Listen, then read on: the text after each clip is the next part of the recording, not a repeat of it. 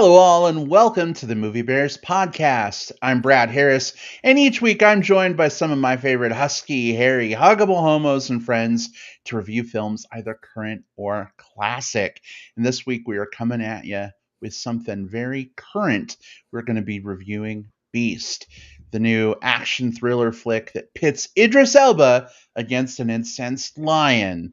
Lots to talk about here. Definitely jonesing for the conversation. But let me introduce you to my co-hosts who, without being here, would mean there is no conversation. It would just be me talking. And who wants that? I know I certainly don't. So thank God Jim Pugliafico is here. Hey, babe, how are you? Hey, I'm good. I'm here. I'm ready to talk about this movie. I think we're going to have a fun one tonight with this film. And I'm not tipping my hat in any one particular direction, but I just think, I think this movie has some elements to it that will make it fun to talk about. I think I agree with you. We'll see how it all plays out. Thank God as well for William Lindis. Welcome, Will. How are you? Hey, actually, Brad, it fills me with pride to be here with y'all tonight, and I ain't lying. There's two of them in there. No, you picked up because I didn't have one, Will. Thanks a lot. Thanks for covering. I had to. I was gonna say. I'm gonna say it anyway. I had to DP the puns, since they weren't coming very well. I had to put two of them. I had to double stuff them. I had to double penetrate. But you didn't have a double pause. Penetrate. You didn't have a pause in between them, so I don't know if people caught it. This is gonna be a good one. Only because lions. There's a lot of things that you can joke about and make puns about. No, this one's gonna be fun because it's a new movie with a pretty wild premise. And premises like this are always ripe for really, really, really interesting conversations, like you said, Jim. Plus, I just love talking movies with you guys, right? We could be talking about like the film adaptation of the phone book, and I'd have a good time. So yeah. And it's going to make a great main topic of conversation. No, you just stole it. I was going to say it was our main event. Oh, so you're gonna have to schedule these puns from now on with the three of us here. If you're going to pun roll. That's what happens when I tail behind you. Oh, yeah. All right, we're getting them out early. Yeah, it's just and there won't be any more. All right. Yeah. Well, we got a lot to talk about on this week's episode of the Movie Bears podcast, episode 447. We're coming up on the big 450. Wow. And I was doing a little math earlier. We're coming up on our 10-year anniversary in like 3 months. Oof. What? I know. Yeah. That's pretty crazy. So we'll hit 10 years, then a little bit later we'll hit the 500. There we go. It would be great if those things could match up, but we'd have to do like 50 more episodes in like 3 months. I don't think that's going to work. Nah. So 3 episodes from 450. So what that means to me is I want to start looking at the schedule and see what movie that's going to be. Oh, yeah. We don't have any Lord of the Rings, Hobbit, or Star Wars movies, which have traditionally been our anniversary shows. If I'm eyeballing it, so that means mid-December. Oh, it's going to be about a year from now. No, not for 450. I'm just thinking for 450. Not for 500? Yeah. Oh, okay. Just for 450. Yeah. For 450. Yeah. There's no way we'll predict, how many episodes will be. At this rate, it'll be, at this rate, probably Black Adam, as much as it keeps getting pushed back. Yeah. Be out in about a year or two. Who knows?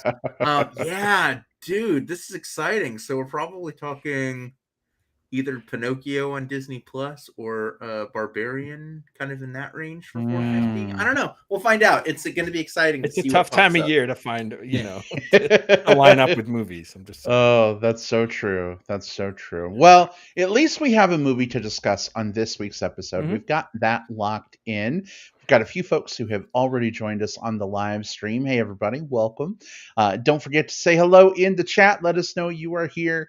We may not be able to read every comment, But if you have some thoughts you want to share, we may be able to pop those up on the screen and interact with you a little bit. So utilize that chat. Jim, Will, are you ready to discuss our movie for the week? Absolutely. Yeah. I think we're ready to sink our teeth into this one. Ooh, yeah. Good. Nice. Good one. Let's put up a dukes. Let's go into beast mode. Mm-hmm. Yeah. Beast mode on. There we go. That works. All right. Here we go. This little warning we like to give before we start talking about a film. If you are new to our format, we will talk about Beast spoiler free for about 10 or 15 minutes before we pull back the veil and let the spoilers run freely. And we'll give you fair warning before we do that, not to worry. So if you haven't seen Beast, if you're kind of on the fence, you want to hear our thoughts, no worries. We will protect you from spoilers. And then we will awkwardly ramble for an extended period to give you time to walk away or skip ahead in the time index if you're listening on digital tape delay as needed. All of that said, here we go. Our discussion of Beast.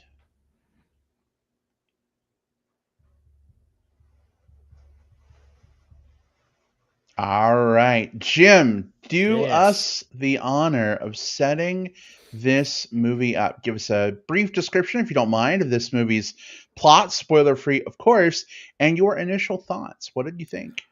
Yeah. So this is Beast. This is the new movie starring Idris Elba. I'll just go through some of the main actors in this. There's a few more actors that have very minor roles that are listed here, but Idris Elba is our main character, and Leah Jeffries, Iana Haley is in this, and Sharlto Copley is in this one. Yeah, so this I'm going to read from the IMDb summary rather than try to give you my own synopsis, because I might give away more than we want to pre-spoilers. So this is a father and his two daughters find themselves hunted by a massive rogue lion intent on proving that the savannah has but one apex predator. So yeah, so we had seen the trailer for this movie a couple of times in theaters, and I have to say I was intrigued by the trailer because it looked like a very simple, the trailer makes it look like a very simple, man or family versus lion movie. And I'm like, oh, there's got to be a twist in there. There's got to be something going on that I'm just not, the trailer isn't showing us. And I'm not going to tip our hat a little bit about what the movie has in store for us or what it doesn't. I'll just say in the end, I did have a good time with this movie.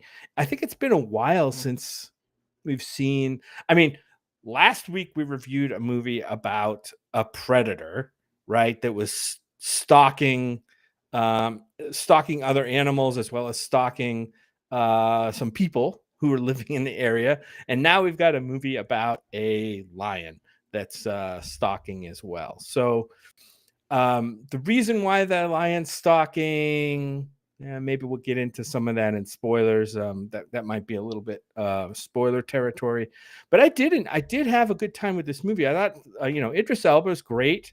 I didn't have any problem with the two young women who played his daughters in this. I thought they were just fine. Sharlto Copley, I thought, was really good in this, and I have a little bit of a nit about his character, not about Sharlto himself or his ability, but I'll get to that a little bit later as well. We love Sharlto Copley, right? We have Chappie and several movies that he's been in that we kind of, they may not have been great movies, but we've always kind of enjoyed his performances. I think he always puts it out there, and in this movie, it was great to see him in maybe one of his most normal roles that we've seen in a long time. So so I this one I think is worth seeing. Do you have to run out to theaters to see it? I mean, there's some pretty good, like, this movie appeared to be filmed in Africa. I don't know if it was. actually filmed on location in Africa, but I think that's where the movie is set. This family goes on an African adventure, I guess, to return to the home of a friend that they have there. I don't want to get into too much spoilers as to why they're there, but I think the scenery is amazing. I think the photography is wonderful in this movie. It's a very, here's what I'm gonna. It's a very direct, very upfront movie about what it is, and kind of that's what we get. And I like the earnestness, I guess, of this movie. I don't think it tried to pull a lot of, there are moments in the movie where you have to stretch your believability a little bit, but I don't think this movie tried to overwhelm us with that. And for that, I respect it. I respect it because it knows what it is, and that's what it gives us. Yeah, I think this is worth seeing. All right, awesome. Well, thank you so much for weighing in with your thoughts, babe. Will, how did this one strike you? Yeah, so first of all, Jim, to the point that you had made, this was shot in South Africa, between Cape Town and some of the different like provinces there, but all throughout South Africa, which is appropriate also, not just for the setting of the film, but also that Charlton Copley was involved in this, him being a South African actor as well. That was that was his casting makes a lot of sense here. I like this. This movie is, when you kind of look at like the whole, like, what you see is what you get kind of movie. I think there are some movies that you want to go in and experience what it says on the tin. Idris Elba fights a lion. That's what this movie is. And so if you come into that premise saying like, I'm not really interested in watching this, you're not going to have a good time. If you go into this movie thinking like, yeah, I want to see that, yeah, you're probably going to have a good time. And it's a very, very easy line in the sand to draw here, more so than with a lot of film reviews or a lot of different things you can talk about. I think it's really easy just to say, I think going into this movie, whether or not you're going to like it, and your gut instinct's probably going to be right. Idris Elba's great. He's always great. He's just a really, really good actor, not just as a performer, but as a leading man. He's charismatic. He's a very versatile actor. He's someone who can play, kind of like the more over the top stuff, because he is a hell of a physical specimen of a human being, right? So when he does like actiony stuff, you believe it. But also he's not so ripped and so over muscled that you kind of don't buy him as just sort of like a family man. This is a character who his role is as a provider and as someone who's going through this experience with his family, and that shines here. The daughters, I think, are perfectly fine in their performances. I think maybe they didn't necessarily have. I don't think the script fully did them any favors in certain spots, but that's nothing for the performers themselves. Charlton Copley maybe a little bit misused in terms of how he appears here, but I get wanting to add a little bit of an extra element here. I like what this movie was going for. There were stretches of it that were a little plotting and boring. There were stretches of it that were genuinely compelling. There were moments where I was sort of on board with it. There were moments where I felt like, this felt like a very movie-ass movie, in that, like, you could kind of see some of like in that, like, there's sometimes movies where you kind of lose yourself in them and it's an experience. And sometimes you can sort of see the strings that are sort of pulling different elements to drive the narrative to this particular point. And you can see some of that, you could peek behind the curtain a little bit on this one, but ultimately it's a fine watch. It was an enjoyable watch. I don't regret having seen it. The runtime is like 90 minutes, which, like, already 5-star banger, go watch it. But aside from that, though, this is also one that, like, I don't think it's going to be making like any of like year-end lists, which is okay. Not every movie has to be like the best movie ever made to be enjoyable. I don't know. I would probably recommend this one as like a rental later on. Unless, hey, support movies. You should support movies and support theaters. So if you feel so inclined, go do it. But for me, like, this would have been a perfectly good like rental, like a couple months down the line. All right. Well, Will, thank you so much for giving us your thoughts on this film as well.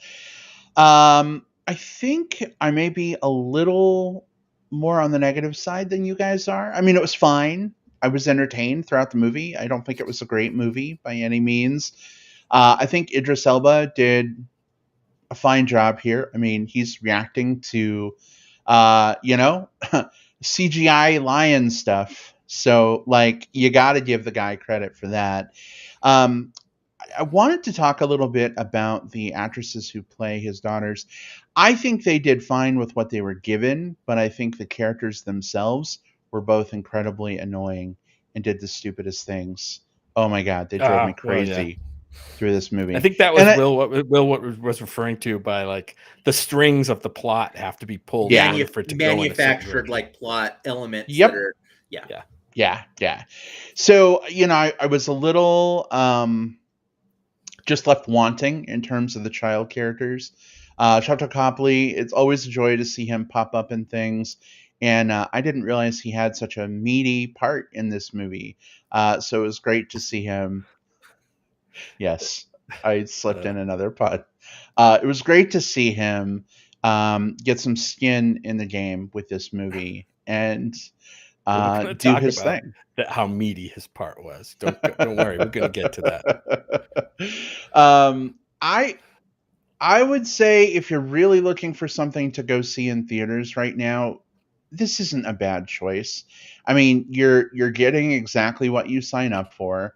Idris Elba fighting Scar from The Lion King, who's very pissed off for reasons, and you know, if you know you're going in for a ride of man versus lion, it certainly delivers on that ride. So I think, you know, props to the movie for not making lion attacks incredibly boring. But I do agree. I think this movie does drag in a couple of places and makes some, I don't know, corny choices. We'll talk more about some things in spoilers, but some things, I don't know, man, believability are just impacted here, especially in like a man versus lion setup. But yeah, I would say this is a soft recommend for me. There's not a whole lot out to see right now, except for what? Dragon Ball Super something, whatever that is. Well, that And there are a lot of people that probably want to see that.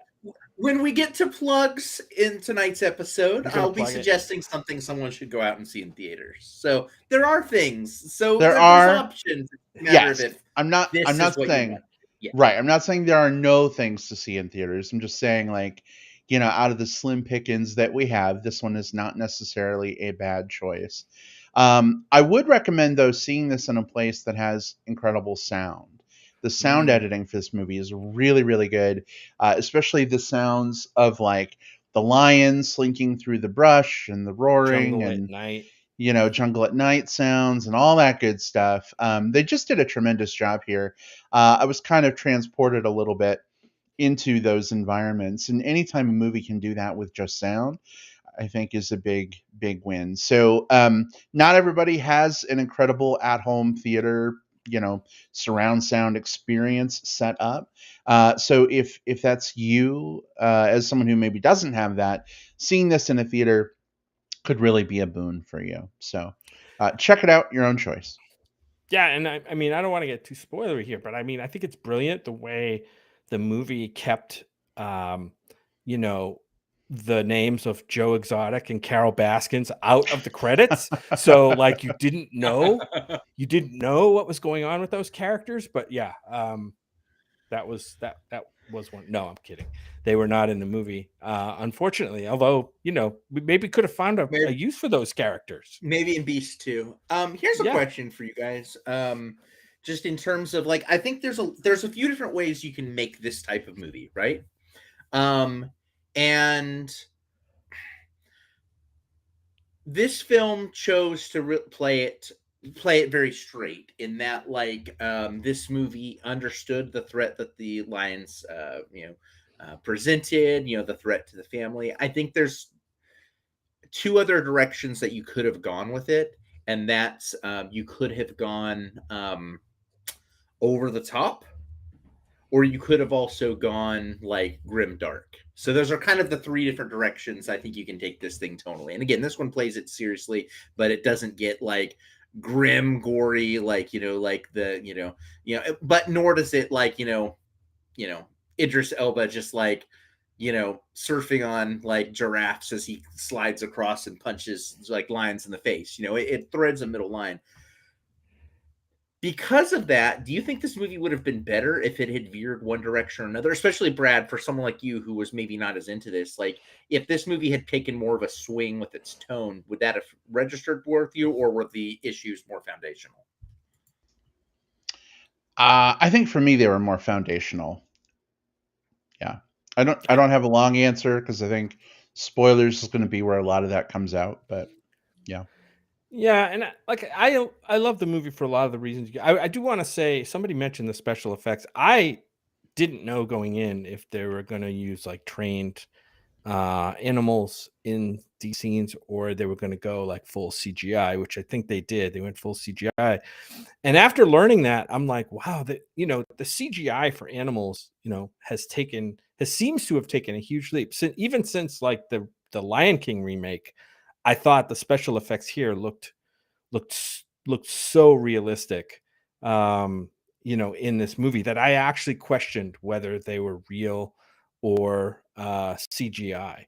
Now, granted, they didn't have to talk like they did, talk and Right. sing like they did in The Lion King, so that may have contributed to the more realistic animal effects in here. But I thought they were really well done, and that together with the sound, which when this lion was like attacking and roaring and stuff, it was pretty impressive to me.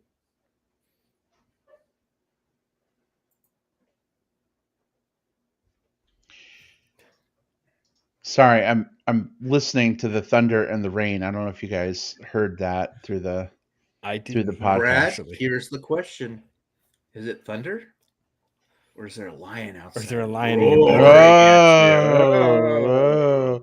Well, the lion has somehow gotten up to my second story office window, which has about this much room on the ledge outside the window.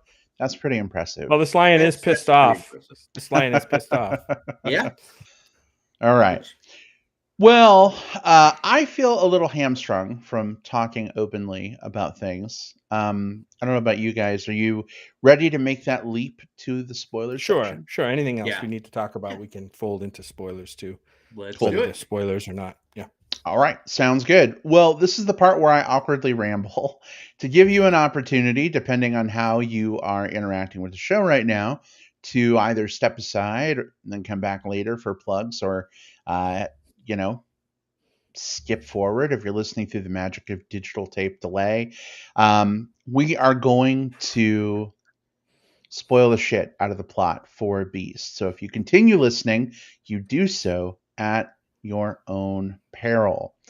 All of that said, spoilers for Beast are officially fair game. Where do you guys want to start?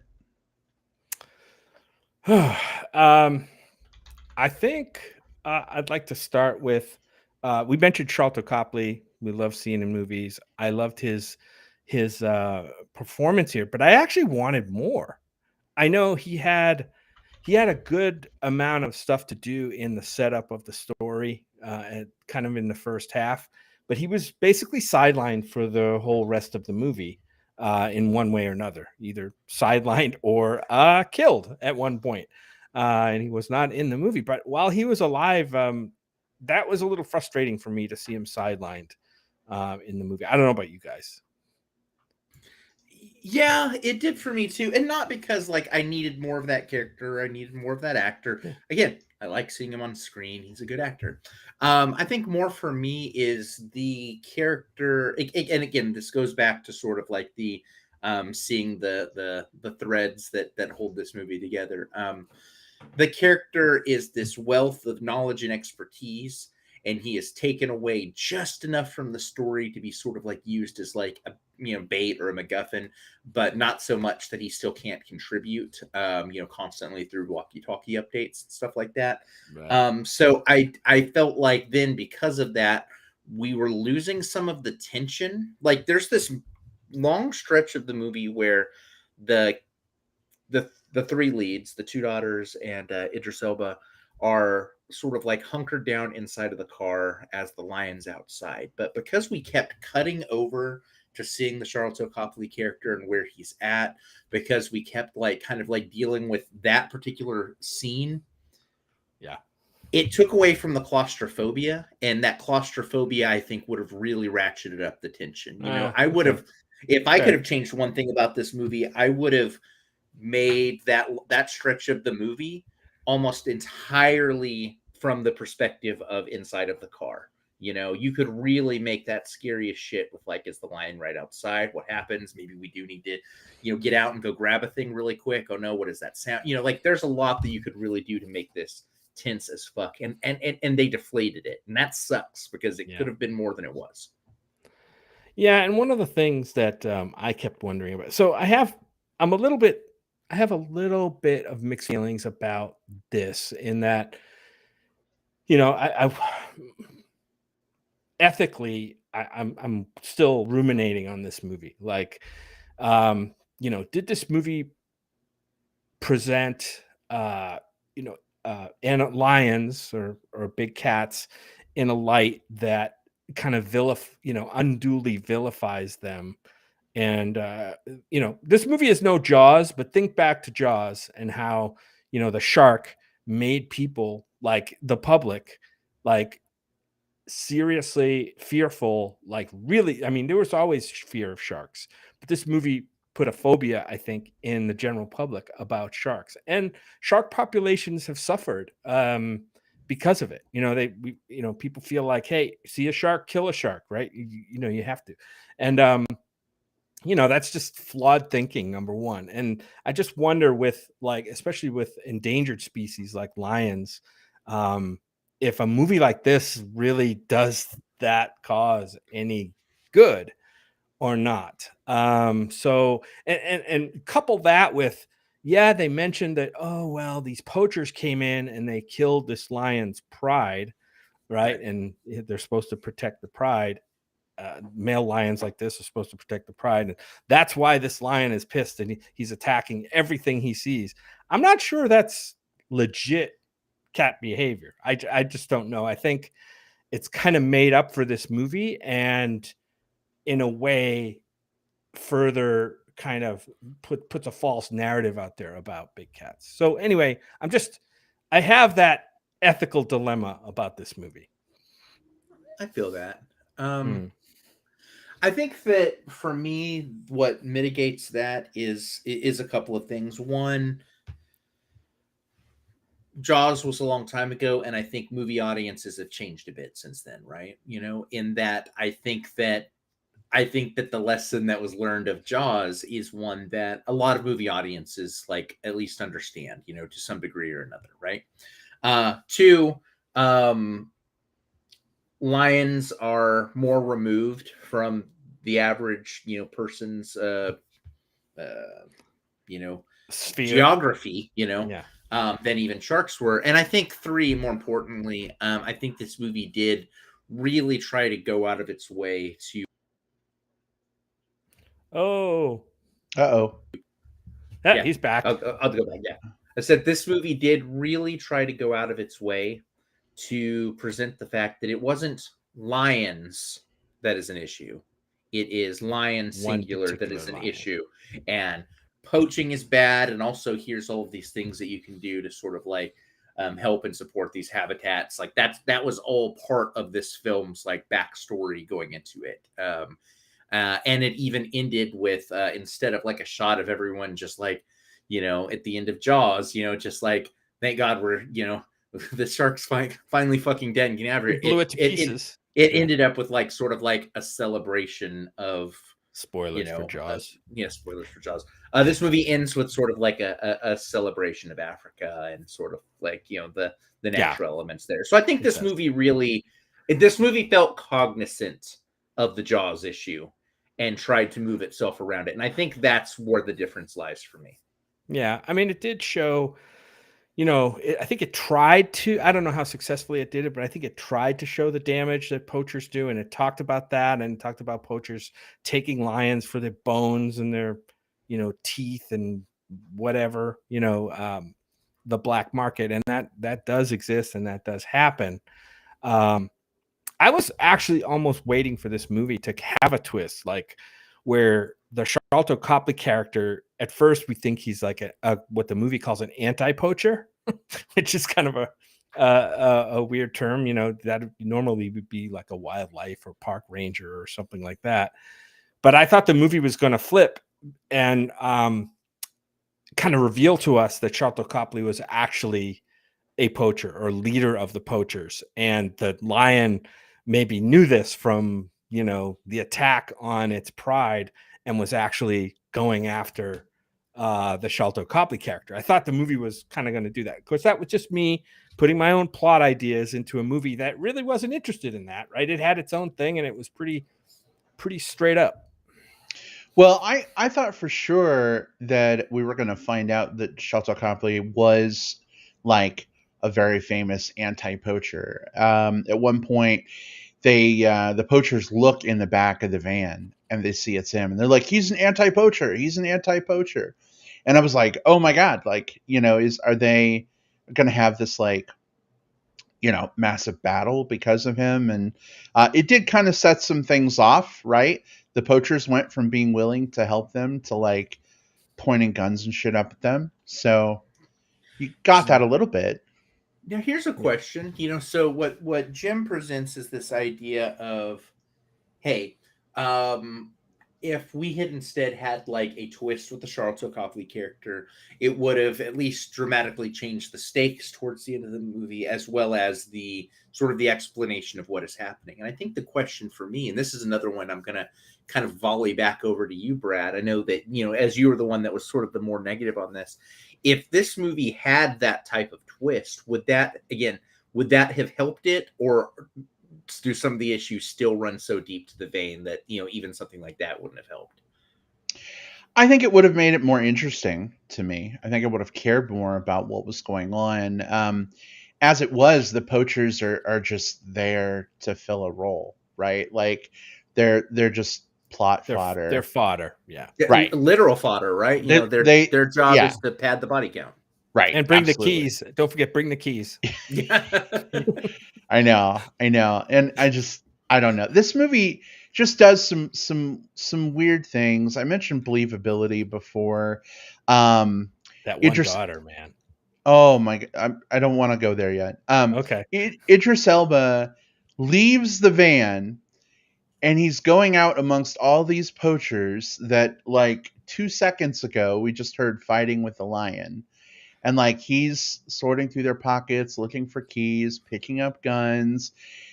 We saw gators in the water, or crocodiles, or whatever they were. Yeah. Crocodiles. Mm-hmm. In that water, not like an hour before, and yet he's like striding through just the water. Wading through at night. I'm fine. It's good. There's no, snakes or crocodiles or anything that are going to get him. And even when he's fighting the fucking lion, I swear to God, he's wearing clothes that are like +8 against lion claws because he got a few scratches, but I mean, he did not. I mean, he's in the hospital at the end, but I mean, he should have had like giant fucking like gaping wounds, and he did not. He had movie hero injuries, right? The ones where it's just like, I took battle damage. You can tell by this scratch on this arm and this scratch on this leg, and maybe a little bit here on my side. But yeah. It's ridiculous. Yeah. It's ridiculous. What's so interesting is I think one of the most genius things about this movie, and I think it's a little underreported, is some of the stuff they did for the marketing of this movie, right? There's this one marketing still that they put out that absolutely like drew me to this movie. And I think you guys might agree that this is sort of like right up our alley in terms of like why you should go see this movie. Brad, do you have that marketing still? Oh, yeah, I do. You shared this with us, and I can pull that up. Here you go. Yeah, let's share it here. Oh, yeah, look at that. That looks like an image of the movie bears fighting a lion. For those who are watching live, going like, "What the hell is this?" And for those who are listening at home and saying like, "Well, what did they just show?" This is a Oh yeah, I Picture remember that. from when we saw the secret screening at South by Southwest of the movie RAWR, which was being sort of reintroduced after being shelved for Would make a several great years. double feature with this movie. Yeah. We're on the step and repeat, the three of us, with a man in a lion outfit that's roaring at us. It's super cool. It's on our Facebook page. Maybe I'll do a reshare of it just There you to go. bump it up for everyone. But yeah, we have a history of talking about lions on this show. It's funny you mention that because when I very first saw the trailer for the first time and it first started rolling, I'm like, oh my God, did they like make a live action, like a fictionalized version of RAWR into this movie Beast?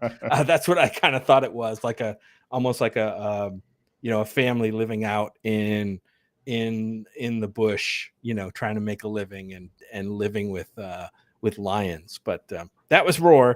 This is Beast. It's a little bit different.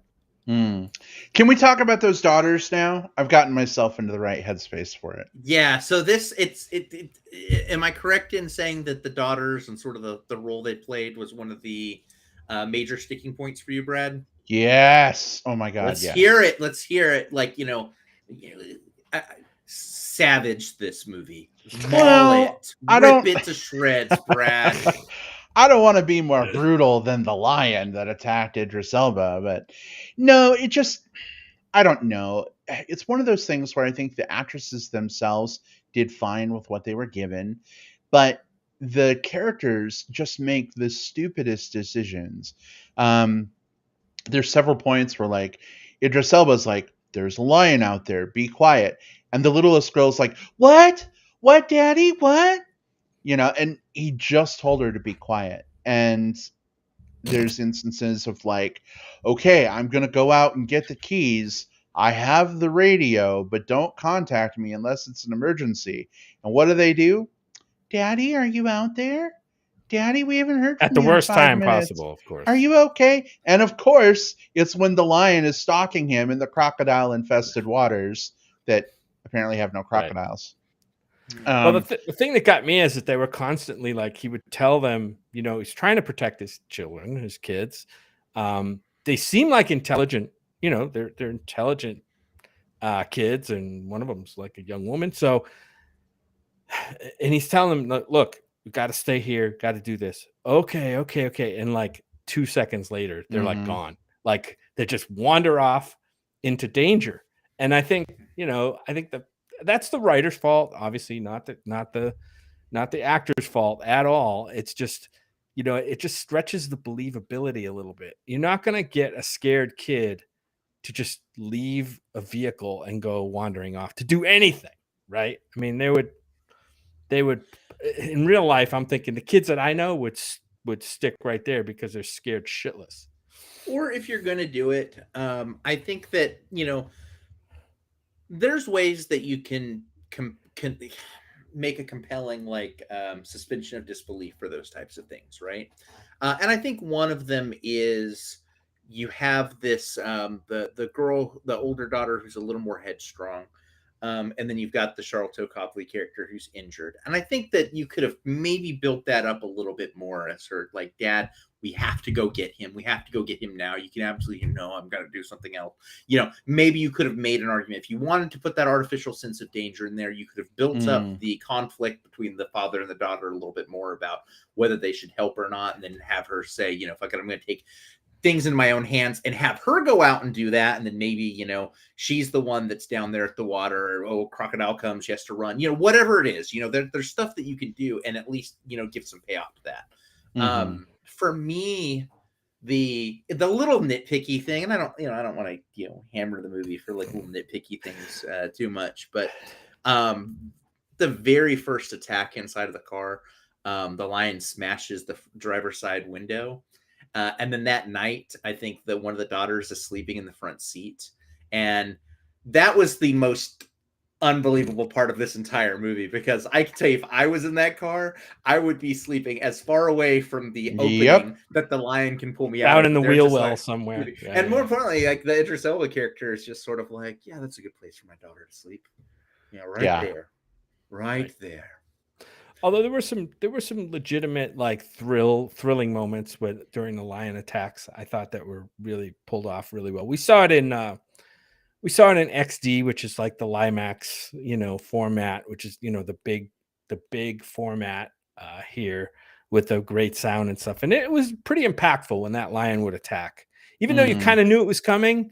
You didn't know when or where. And I think some of them were even shown in the trailer. So that kind of spoiled it a little bit, right? I think one of those attacks on the window was shown right in the trailer. So you knew that was coming.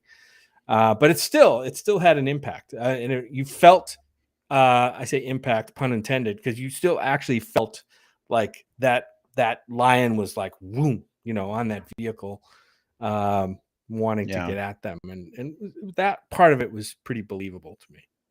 Can we talk about Chekhov's lions? Oh, 100%. Yes. Chekhov's lion pride.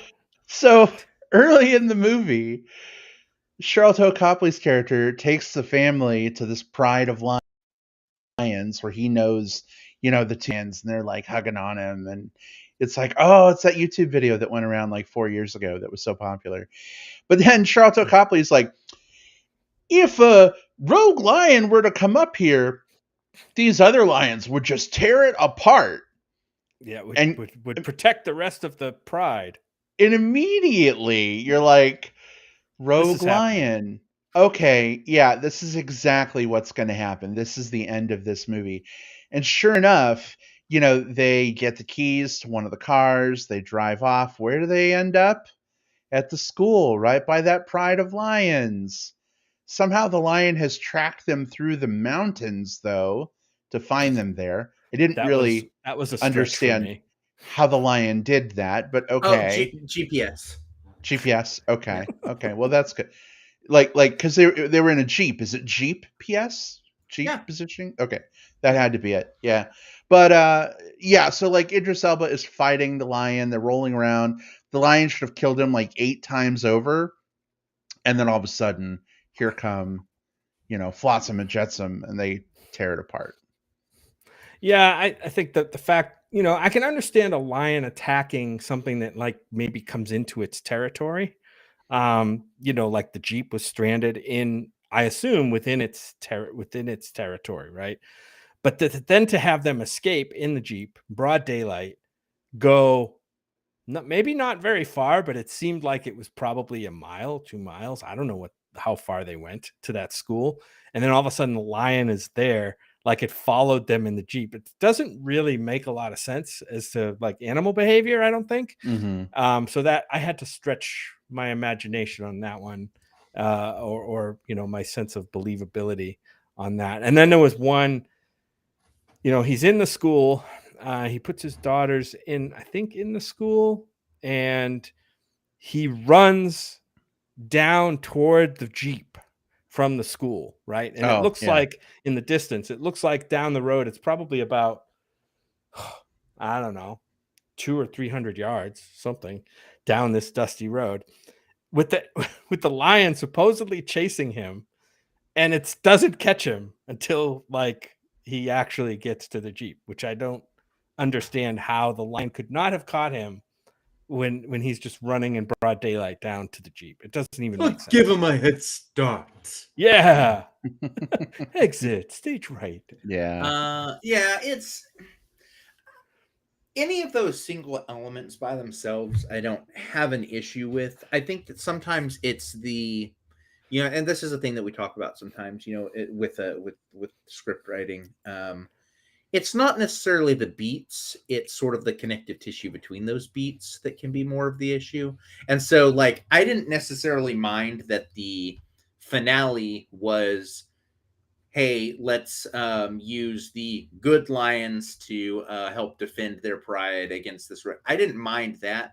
What I did mind was exactly to your point, Brad, was that it was telegraphed so early in the movie that I was just sort of waiting for it to come back up. I think you could have very easily woven something back in somewhere else. The Charlton Copley character could have mentioned something offhanded to, not as part of that, but maybe to one of the daughters and let them have a little bit more agency. And Dad, why don't you run towards the pride or something like that, so that maybe the daughters are, helping to protect Dad and that, right? There's, it's not our job to rewrite the script, but at the same point, like, it stands out as so glaring that you could have found any number of different ways to sort of get to that same point without it being quite as, I don't know, frustrating. Well, it's this whole thing of Chekhov's gun, right? Like, for those who are unfamiliar, if you have a gun, shown and mentioned in a story, that's very purposely done because that gun is going to show up and be impactful again later. And that's what happens with the lions here. I almost wish we just didn't have that statement about, well, what if a rogue lion comes up? Because it was so out of place to begin with, right? But then, like, if they're rolling around and tussling around, and then we realize that they're where the other lions were, then without having that foreshadowing, you kind of get a little excited, like, oh my God, what's going to happen? Like, where are the other lions, And then if they came out of nowhere to, like, help, that would have been much more believable to me. Also, it would have added a different type of tension too, because in that same scene, if you don't have that one line and you see the lions starting to circle, your first thought may not be, oh, these lions are coming to help. You might be thinking like, oh shit, like Idris Elba is about to get torn to shreds by all these other lions. Yep. So you've got this like realm of possibility. So when that attack happens, it's like, oh shit.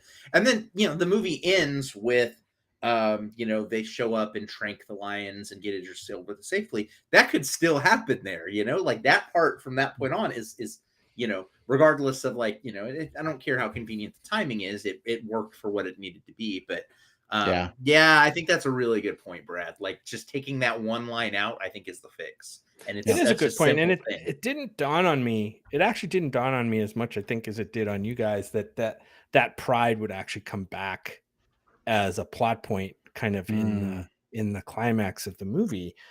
I actually thought they were just making points as to, the part that stood out for me was, and they're the males, their job is to protect the pride, right? And so I thought that was speaking more toward the motivation of this rogue lion, where his pride was attacked, right, and killed by the poachers, that it was now on super defend attack mode, right? From that attack. That's what I thought that introduction to, the pride at the beginning was for. Not, oh, this pride is going to come back and kill the rogue lion. That's, I guess you guys caught on to a different aspect of it than I did. There was another line that was in there. It wasn't just that they, they defend. There was something very pointed where they said, the male lion's job is to defend the pride from other male lions that get too close to the pride, or something like that, which is it wasn't as much what they said, it was how specifically they said that statement, right? If they had said just like, while the females hunt, the male's job is to protect the pride in sentence, I don't think it would have drawn quite as much of like the neon sign toward, at least for me, to what the intention of those lions were going to be in the script. Right. Yeah. Usually they're protecting them from other horny male lions that are coming in to mate with the females. That's generally what should be meant, right? I mean, that's kind of what they normally do. But you're right, for them to say, oh, if they actually said, and maybe it just went right over my head about, other rogue males or whatever that wander in. Yeah. Well, fellas, any final thoughts on Beast before we move on to some plugs? I don't think I have any. No. Yeah. I think this movie delivers exactly what it says on the tin. And I do think that there is something kind of refreshing, despite some of the lumps that this movie's taken from us, and, deservedly. Yeah. I think there is something refreshing about a film that is able to exist just for the sake of delivering its premise, and is, wants to be resolute enough in delivering that thriller experience that it just wants to do that. Did it execute it perfectly? No. But I at least appreciate that there are films like this out there that are really just trying to deliver a very singular experience, family versus lion, go. Don't fuck with lions. I have one quick question and then we can move on. Did you guys feel that the setup of the family dynamic and the tension within the family, especially between the oldest daughter and the father regarding the mother's death, I guess, and them being separated or divorced, and then she died, and supposedly the older daughter thought that he didn't care. Do you think that setup was worth anything in terms of like the end result of the movie? I mean, let's be honest here. Like, there are a remarkably uneven number of movies that create drama for father versus daughter characters by killing the mother off screen. We've seen this setup, Oh yeah, in some variations so many times that I think there is something to be said for the sincerity of the exact situation that these characters are going through, but at the same time, we've seen it play out so many times narratively that it does lose a little bit of its impact for me. There is the Hollywood is filled with off-screen dead mothers, who only exist to be photographs that the fathers and the daughters can bond and cry over together. Right. So it didn't do a lot for me again, the actors did a good enough job with the material they were given to at least make it believable. Yeah, I just don't think that in the end it really amounted to much. I think it could have been just a father and his daughters, and have the normal dad-daughter tension would have been fine, I think, in the service of this movie. I don't think the added layer of drama really really amounted to much, I guess, in the end. Yeah, I don't know that it really added much of anything, Yeah. A little bit of color, a little context, I guess, but I don't think it like warped or really changed much about what happened. So anyway, well, this was a movie that we saw. Some of us felt stronger about this than others, but I didn't have on my bingo card last year that I would watch Idris Elba fight a lion. So that's a thing, that I got to do this year. So I don't know that this movie will make my top 10 list. I also don't think it'll end up in my bottom movies of the year list. So yeah, that's a good thing. Perfectly There's serviceable. Nothing wrong with the ground rule double, right? Yep, absolutely. All right, let's get to some plugs. This is the part of the show where we put things on your radar that we like, we're excited about, we think you might enjoy too. Let's start with Will. Will, what's your plug this week? Yeah, so my plug is a movie that I recently caught at at one of my local theater chain. Actually, the not the one I always celebrate here. Just at the Cinemark down the street. Emily the Criminal is out in theaters now, and it is really, really good. This is a movie that stars Aubrey Plaza. Love Aubrey Plaza. She is after her stint on Parks and Rec, has been making a real run of it on some great, just strong films. Most recently things like Ingrid Goes West and Black Bear. Solid things. This movie stars Aubrey plays Emily, who is this. She used to be like a going to art school, but she racked up a lot of student debt. Some things happened to her in her life, and now she's working kind of the equivalent of like a DoorDash type job to try to make some money. When an opportunity lands on her lap for her to get involved in essentially like credit card scams. As a way of making money quickly. And it draws her into sort of the criminal underworld. And she's in basically in sort of tense situation after tense situation from there on out.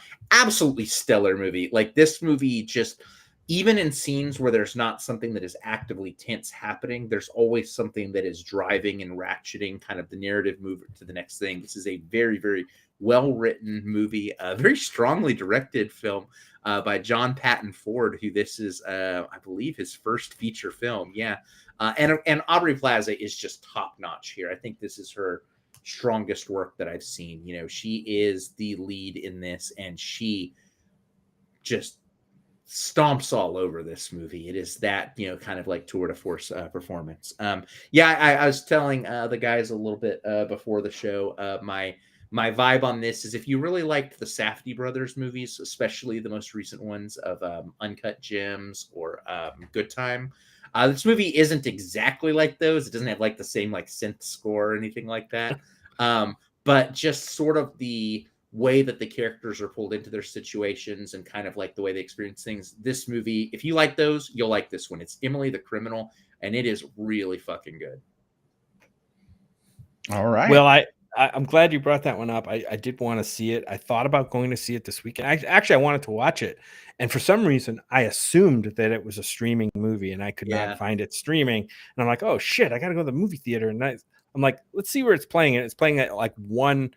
We have like 3 or 4 Cinemarks, you know, in our area, and it's only playing at one time, and it only has like 2 or 3 like show times at that theater. So I don't know if I'll have a chance to catch it, but it's on my list because, you know, as we know, this is kind of a slow time for movies, for good movies, and you know, I might have to make time to go see this. It is on, I think, like week 3 of release, and so it is starting to sort of like taper down. But what that means too is then this one will these always do pop up on streaming somewhere, you know, for rent or whatever, fairly quick. Like the pipeline from theater to streaming is much shorter these days. So yeah, if it's not playing near you or you just didn't catch this one, you know, just keep an eye on like, you know, Apple or, you know, Amazon over the next probably 30, 45 days. It'll probably pop up.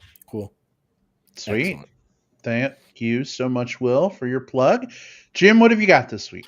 Well, Jim's off on a documentary series kick right now. I plugged one last week, and I'm going to plug another one this week. This one's on Netflix. It's called Web of Make-Believe, Death, Lies, and the Internet. No Oxford comma there, Brad. Sorry. So yeah, this is I think it's a limited series. Each episode's an hour long. There's probably 6 or 8. I haven't got to the end yet. I'm only 3 episodes in. It's pretty dark stuff. It's basically about how the web, kind of the dark side of the web and social media and those kind of things, and how it plays out in different stories, some that we've heard of, some that we haven't.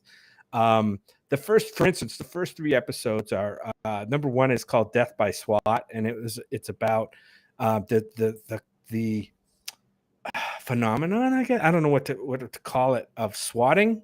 And this is a term that I think a lot of hardcore gamers would know. Like really dark, like nasty stuff that happens where somebody actually calls like a SWAT team to somebody else's house, and they think it's funny, and you know, bad things can happen. It's eye-opening for, you know, a boomer like me, certainly. But yeah, the first one's about swatting. The next one's about the murder of I forget his name in DC, Seth.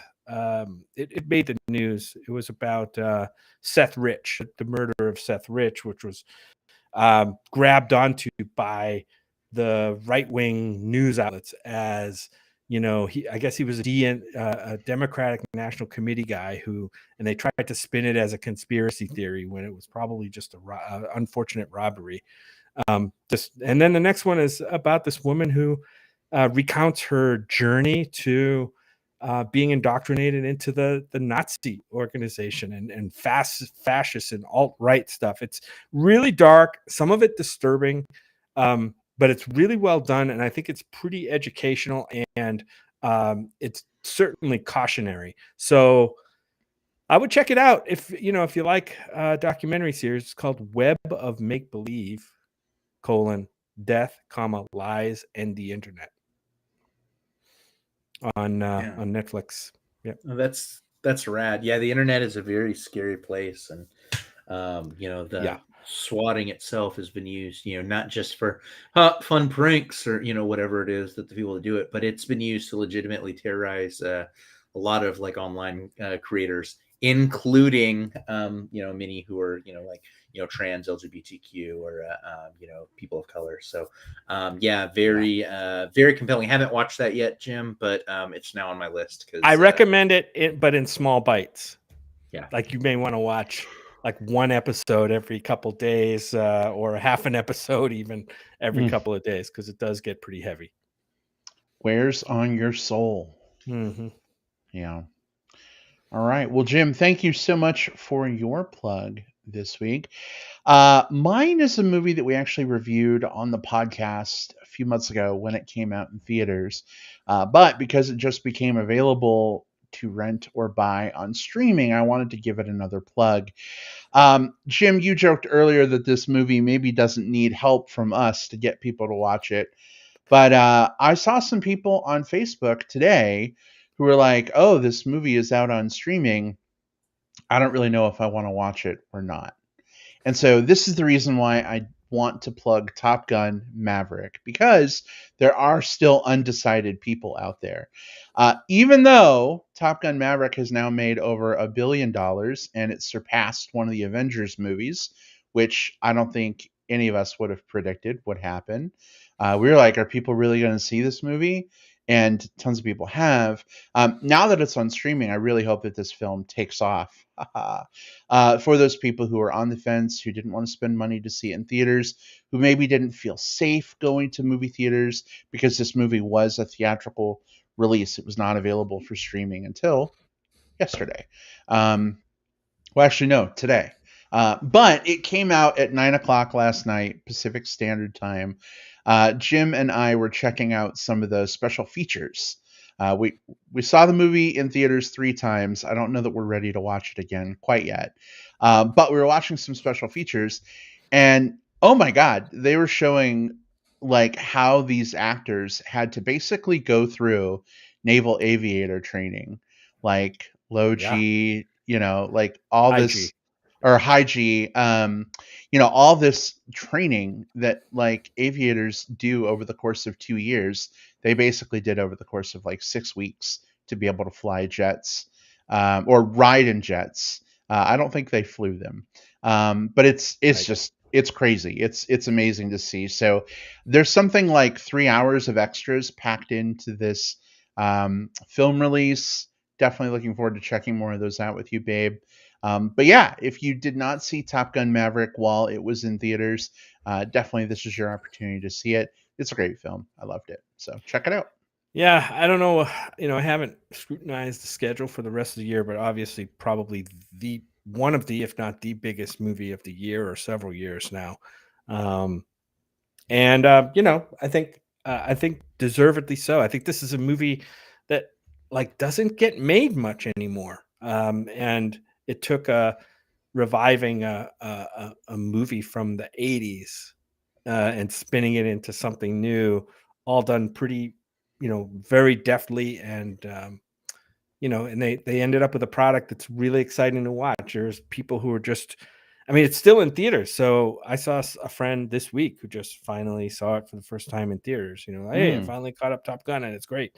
So it's out there still in theaters if you want to see it in theaters. I don't know how long it's going to be in theaters now that it's being released on streaming platforms. Probably not very long. So I think it's an experience for the theaters if you haven't seen it yet.